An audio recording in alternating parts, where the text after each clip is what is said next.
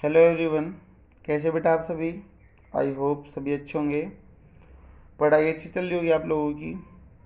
बेटा in last video we discuss about the genetic code, है ना।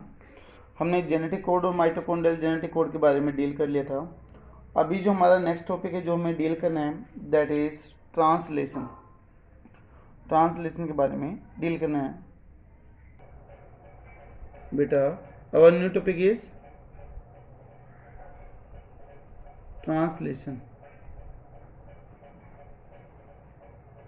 ट्रांसलेशन क्या है? Process of polymerisation of amino acid to form the polypeptide chain, है ना। यानी कि बहुत सारे अमीनो एसिड आपस में जुड़ते रहें और लास्ट में जाके एक पॉलीपेप्टाइड चेन बन जाए, उसको हम ट्रांसलेशन बोलते हैं।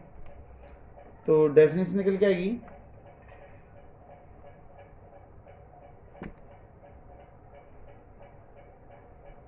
डेफिनेशन में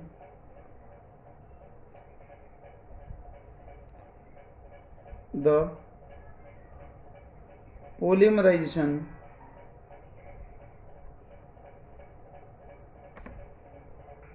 of amino acid to form a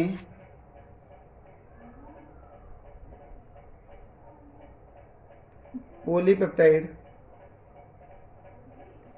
chain।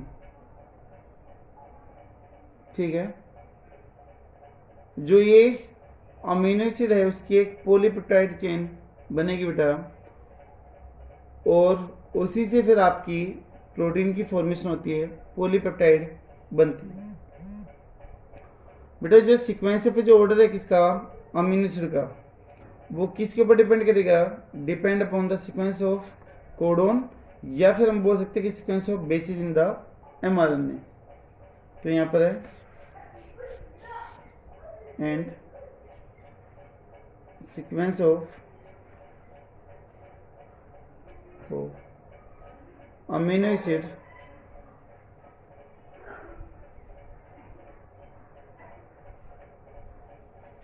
A.A in a chain is controlled by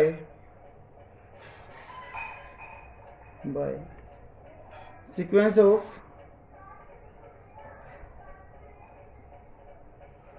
bases in the mRNA। कि बेटा mRNA के अंदर जो बेसिस है उसकी सीक्वेंस क्या होगी? जो नाइट्रोजनस बेस है बेटा वो किस तरीके से अरेंज होंगे, कौन सा कोडोन पहले आ रहा है, कौन सा कोडोन बाद में आ रहा है, उसके ऊपर डिपेंड करेगा। ठीक है, तो sequence of basis in the mRNA, या फिर हम ऐसे बोल सकते हैं, और sequence of codon on mRNA। कि बेटा mRNA के ऊपर जो कोडोन है वो किस तरीके से अरेंज हो रहा है। ठीक है, तो इसलिए हम mRNA को इंफॉर्मेशनल या फिर टेम्पलेट आरएनए भी बोलते हैं। ठीक है, अब देखो यहाँ पर जो प्रोटीन बनानी है ट्रांसलेशन के थ्रू, बेटा उसमें क्या होगा कि जो राइबोसोम है that will get bind between the ribosome, जो mRNA है या फिर जो आपका इंफॉर्मेशनल आरएनए है, वो बेटा राइबोसोम की 2 यूनिट के बीच में क्या कर जाएगा, बाइंड कर जाएगा। ठीक है, तो हम यहाँ पर करेंगे,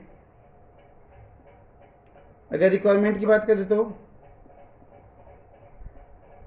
रिक्वायरमेंट क्या क्या चाहिए बेटा? यहाँ पर ट्रांसलेशन करने के लिए mRNA चाहिए, राइबोसोम चाहिए, tRNA चाहिए, इसके अलावा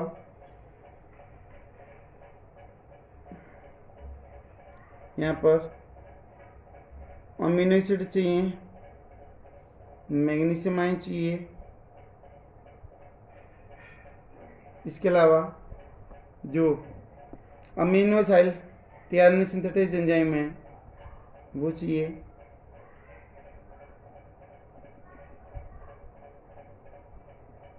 amino acyl tRNA synthetase,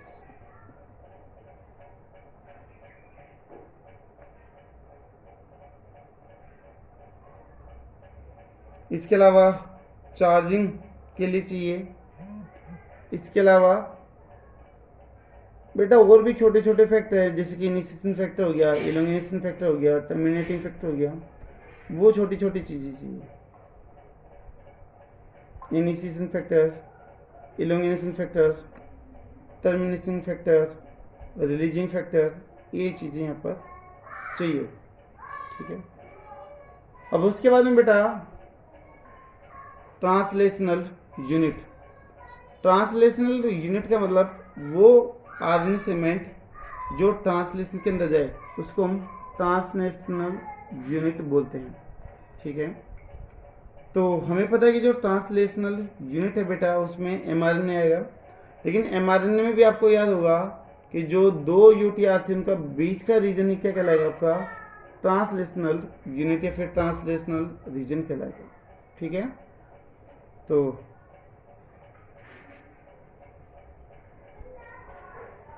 translational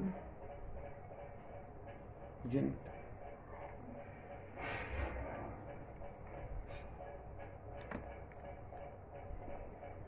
that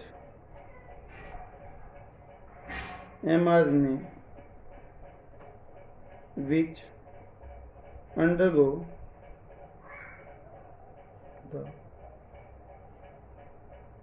translation। बेटा वो आरएनए का सेगमेंट, वो टुकड़ा जो ट्रांसलेशन के अंदर जाए उसको हम ट्रांसलेशनल यूनिट बोलते हैं। ठीक है। हमने देखा था कि वहाँ पर कैप थी, फिर यूटीआर रीजन था, फिर स्टार्ट कोडन था, फिर कोडिंग रीजन था, फिर लास्ट में जाके फिर से यूटीआर और टेल थी। ठीक है। हम एमआरएनए की सीक्वेंस पहले ही देख चुके हैं। तो बेटा यहाँ पर जो यूटीआर सीक्वेंस थी उसकी क्या इंपॉर्टेंस थी वो मैं पहले बता चुका हूँ, एक बार मैं आपको फिर से बता देता हूँ कि they provide the stability to the mRNA and increase the translational efficiency. ठीक है। तो जो यूटीआर सीक्वेंस है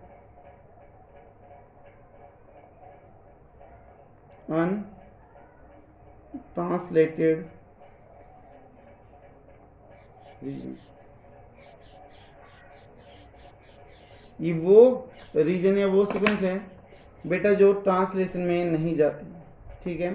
लेकिन फिर भी इन्वॉल्व होती है, फिर भी इसका फायदा क्या है, तो मैंने पहले भी लिखवा रखी है चीज, मैं फिर से लिख रहा हूं। UTR region does not undergo the translation but they are helpful to provide the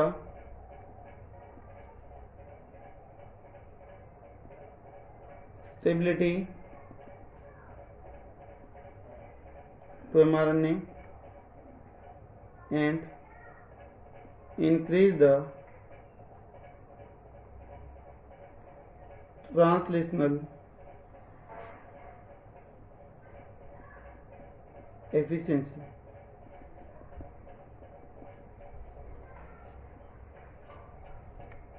ये दो मेन फंक्शन होंगे बेटा, एक तो एमआरएनए की स्टेबिलिटी को बढ़ाएगा और दूसरा है कि जो ट्रांसलेशन की जो एफिशिएंसी है, जो इसकी स्पीड है, उसको क्या कर देगा बेटा, ये तेज कर देगा। तो ये बेनिफिट होंगे किसके, यूटीआर रीजन के। आई थिंक शायद क्लियर होगा।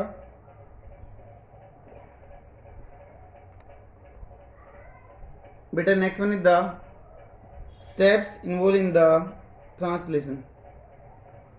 कौन कौन से ऐसे रीजन हैं जो ट्रांसलेशन में, ऐसे कौन कौन से स्टेप है बेटा जो ट्रांसलेशन में काम आएंगे। तो स्टेप्स इन्वॉल्व इन ट्रांसलेशन,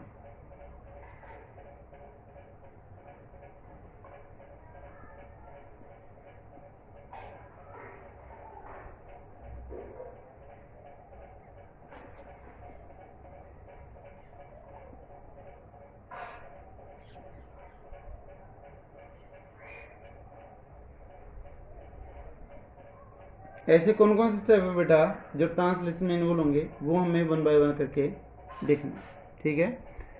एक एक करके हम सारे के सारे स्टेप डील करेंगे। बेटा सबसे पहला स्टेप है that is activation of amino acid. First step है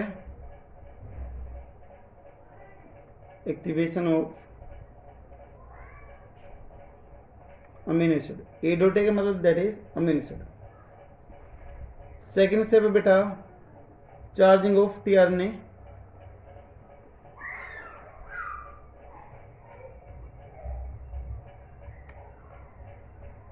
टीआरएनए चार्जिंग ऑफ टीआरएनए के बेटा वो भी देखेंगे। थर्ड स्टेप है that is initiation.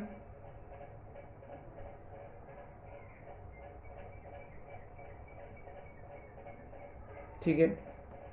Fourth one है बेटा दैट इज इलोंगेशन।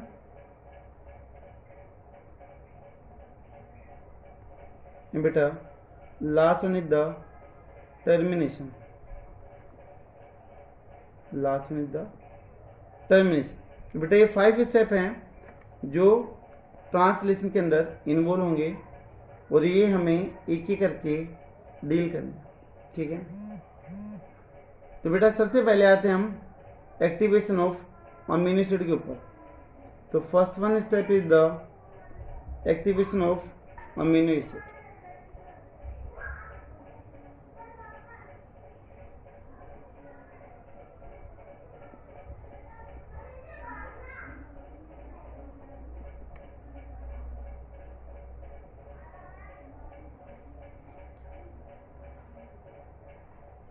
बेटा एक्टिवेशन का मतलब है कि जो अमीनो एसिड है उसके साथ में एनर्जी मॉलिक्यूल का फॉस्फेट का ऐड हो जाना, that is known as the activation of amino acid. और ये जो एक्टिवेशन होगा वो किसकी प्रेजेंस में होगा? इन the presence of the amino acid tRNA synthetase, ठीक है। तो बाइंडिंग ऑफ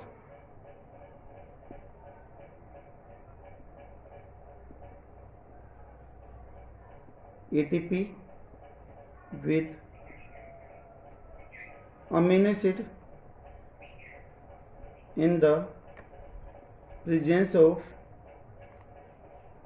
एंजाइम का नाम क्या? That is amino acid tRNA synthetase. In the presence of amino acid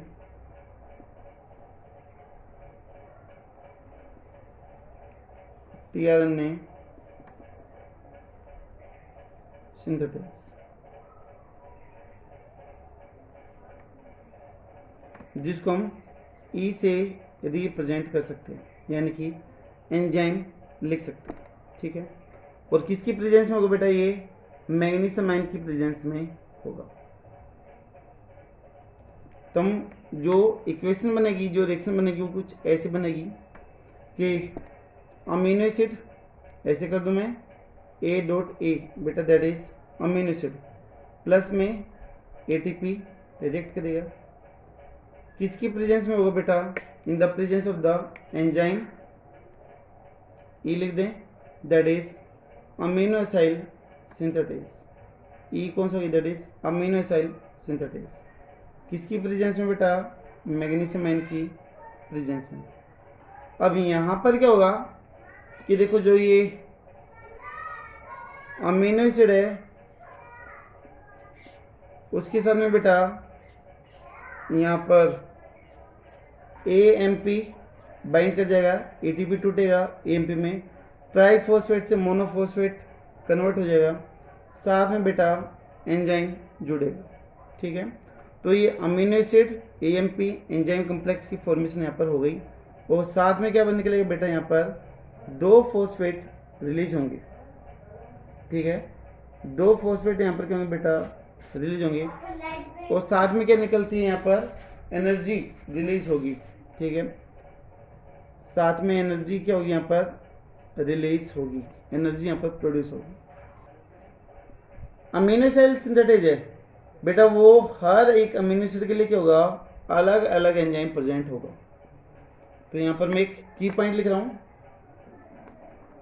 for different amino acid different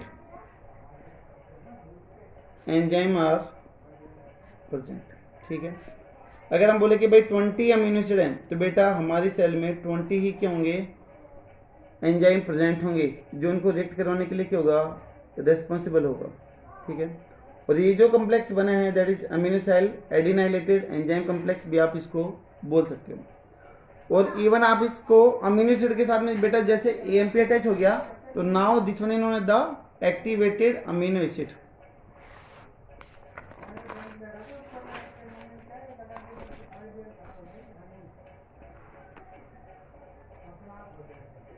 जो बेटा ये बना है अमीनो एसिड एएमपी और एंजाइम, तो बेटा this one is the amino acyl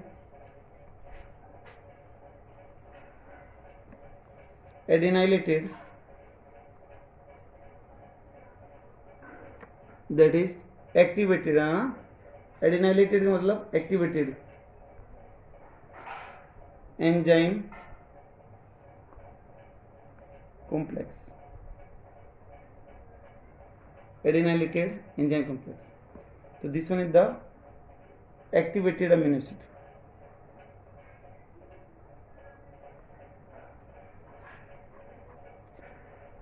बेटा एक आपने सुना था मिथ्योनिन फॉर्माइल मिथ्योनिन, मैंने आपको साइड डिफरेंस में करवाया था कि जो मिथ्योनिन है वो किस में आता है, यूकेरियोट्स में, और फॉर्माइल मिथ्योनिन किस में आता है, प्रोकैरियोट में। तो जो मिथ्योनिन अगर बेटा एक्टिवेटेड हो जाए तो उसी को हम क्या बोलते हैं, फॉर्माइल मिथ्योनिन बोलते हैं। तो activated methionine known as formyl methionine.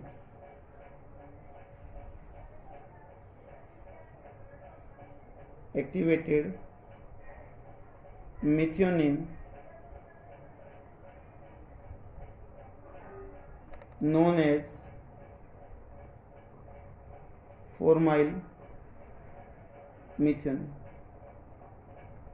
उसी को बेटा हम फॉर्माइल मिथ्योनिन को ही हम एक्टिवेटेड मिथ्योनिन बोल देते हैं, जो किस में बनेगा, मिथ्योनिन के एक्टिवेशन से बन रहा है।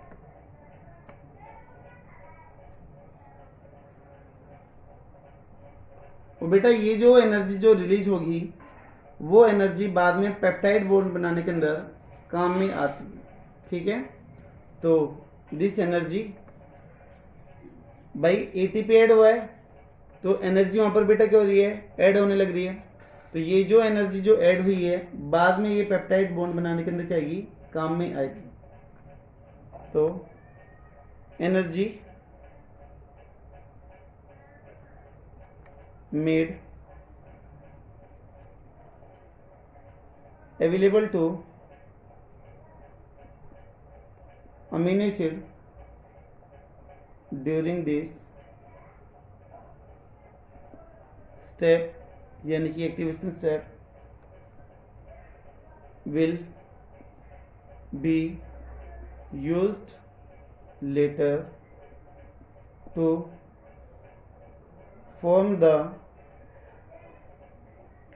peptide bond, to form the peptide bond। ठीक है, पेप्टाइड बॉन्ड बनाने के अंदर बेटा वो काम है। तो ये था पहला step that is activation of amino acid, कि जो अमीनो एसिड है उसके साथ में एनर्जी मॉलिक्यूल जुड़ेगा तो वो आपका एक्टिवेशन कहलाता है। बेटा दूसरा स्टेप हमारा that is charging of tRNA. बेटा second one step is the charging of tRNA.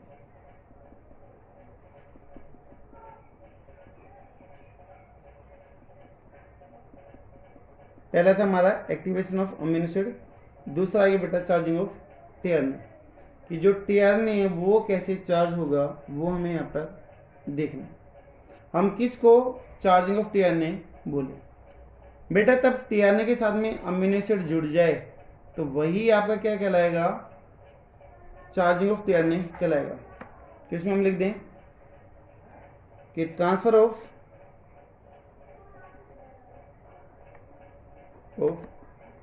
amino acid from complex to on tRNA, यानी कि तब अमीनो एसिड ट्रांसफर हो जाए कम्प्लेक्स से किसके ऊपर, टीआरएनए के साथ में, या फिर हम सिंपल सा बोल दें कि attachment of amino acid with tRNA, addition of amino acid with tRNA, that is known as the charging of tRNA।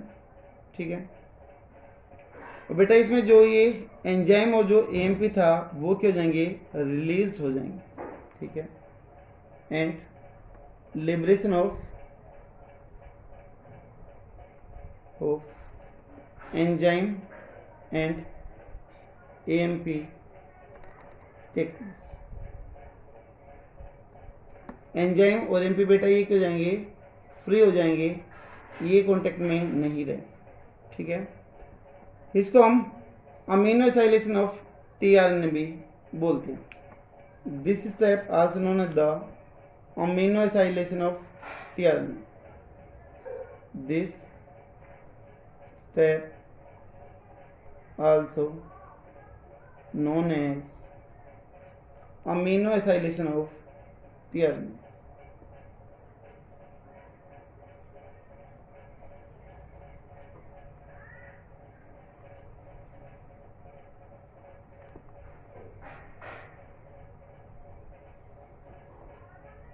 ठीक है बेटा, ये आपका टीआरएनए का एक्टिवेशन है। इसकी इक्वेशन, इसकी रिएक्शन क्या बनेगी वो मैं यहाँ पर लिख देता हूँ कि कैसे बनेगी। बेटा हमारे पास में amino acid AMP enzyme complex है, amino acid AMP enzyme complex है। इसके साथ में बेटा टीआरएनए क्या कर रहा है, रिएक्ट करने लग रहा है। प्लस का साइन है, this one is the plus, और साथ में ये टीआरएनए, रिएक्शन हो गया इसका। अब बेटा जो अमीनो एसिड था इधर से टूट के किसके साथ में जुड़ जाएगा, ये टीआरएनए के साथ में जुड़ेगा, और ये दोनों थे ये टूट के क्या हो जाएंगे, अलग हो जाएंगे। ठीक है, तो amino acid get transfer on the tRNA, tRNA पे ट्रांसफर, एएमपी और एंजाइम के हो जाएंगे टूट के अलग। तो यहाँ पर अमीनो एसिड किसके साथ में जुड़ गया, ये बेटा जुड़ने के साइन है विथ टीआरएनए, साथ में यहाँ पर एंजाइम अलग और एएमपी अलग। ठीक है, तो जो टीआरएनए है बेटा इसके साथ हम ऐसा दिखा दें। वैसे तो टीआरएनए का डायग्राम आपको पता ही है कि कैसे होगा, हम पहले पढ़ चुके हैं।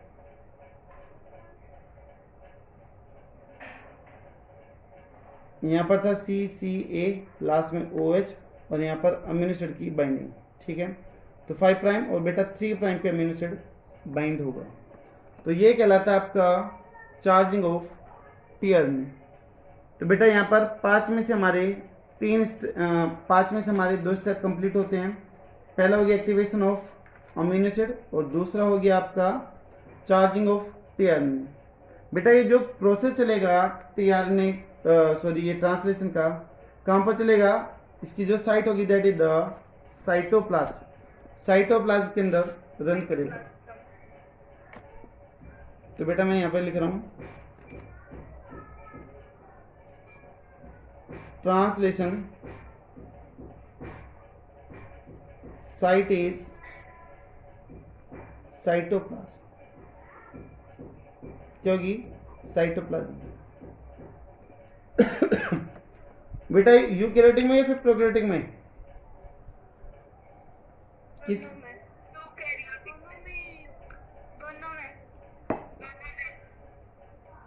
तो बेटा translation site is the cytoplasm in case of both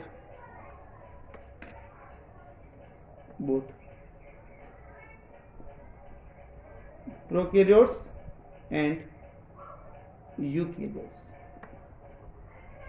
ठीक है बेटा, अब जो आगे का जो प्रोसेस है इनिशिएशन, एलोंगेशन और टर्मिनेशन, बेटा वो नेक्स्ट वीडियो में देखते हैं।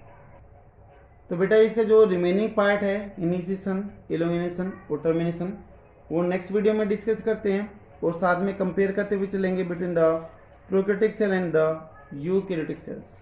आई होप इतना पार्ट आपको क्लियर होगा। तो बेटा थैंक यू सो मच, अच्छे से पढ़ते रहिएगा, मेहनत करते रहिएगा। Thank you.